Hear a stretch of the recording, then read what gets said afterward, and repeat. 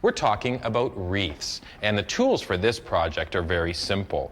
Simple wire forms. I need scissors, clippers, also ribbon, some fabric, and all of this foliage. Eucalyptus, waxflower, peppercorns, bright blueberry, seeded eucalyptus, magnolia, and even salal. How do we begin? Just get creative. I'll start by taking salal. And this is a lovely green leaf, and you lay it in between the wires of the wreath form. And continuing with the salal, I can fill the entire form in one direction at first, and then I'll meet it at the top and start another direction. Remember that you can be quite liberal in placing this green and florals and berries because the wreath will attach. I'll close these wires to seal it up. But right now, I'm just going crazy adding greens. It's looking really nice already, and this is only one type of leaf. Now I'll add this seeded eucalyptus, and I'll place it in and on top of the first layer of greens. And continuing with this next color, you'll see how we're blending different textures and different hues of these greens. I especially enjoy using eucalyptus because it's so fragrant. It's a very aromatic plant, and it'll also brighten someone's home or door or even table, both visually and in the sense of smell. That's the first two layers. This is the salal and the seeded eucalyptus. Now I'll start adding some color. These blueberries are very attractive, and I'll place them on top of the greens, but allow them to peek out in between the different leaves. Don't forget that this is a creative process. Experiment in laying your greens or berries in different ways on the wreath. You've got lots of time before we do a final twist of the prongs.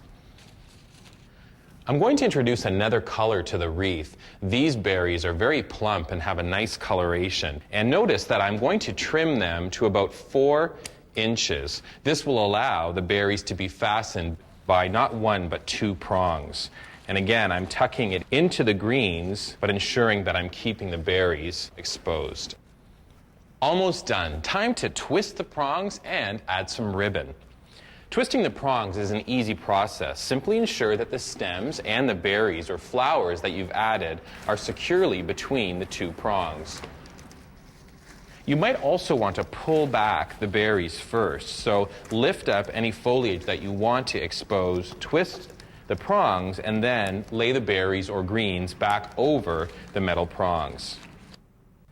I'm going to use this beautiful gold ribbon for this wreath, and I've simply stretched it out across the table. Now I'll tuck it into the back of the wreath, then pull it forward through the central hole, around the greens, back through, and so on. You can see that I'm also hiding any wire or empty spaces in the wreath with the ribbon. Always ensure that the shiny side is up. It makes for a very attractive and uniform look.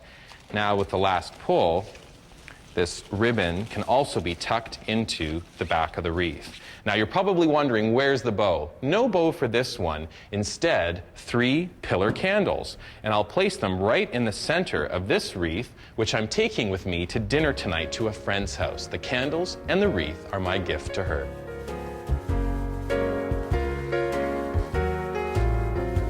The second wreath is the exact same procedure, only I'll change the ingredients, so to speak. Notice also that you can twist and pull the forms into different shapes. You could do a square or an oval. I kind of like the rounded look, so I'll continue on.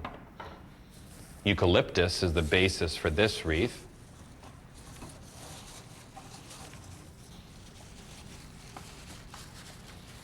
Next, this very attractive leaf. What I'm attracted to most is this colorful back. This could be magnolia or even oleander. Either are appropriate when creating a colorful wreath. Notice that I'm tucking the stem of the branch into the eucalyptus. This will help me. I won't have to go back over it and trim it with the clippers. On to the pink wax flowers. They're sometimes fragrant and will add a nice color to the wreath. I'm taking smaller branches, so I'm tearing off little branches from the big one, and again, tucking them right into the different foliage.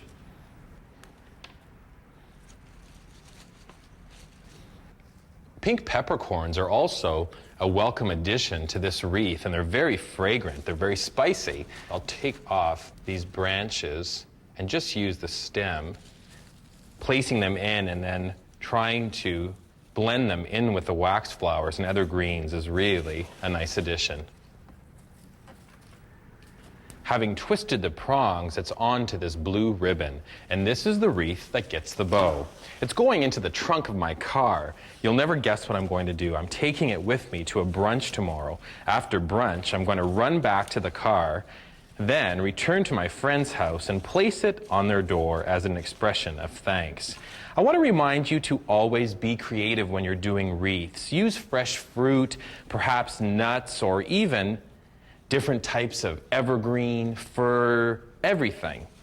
And anything goes when you're creating a thank you for any season with a wreath.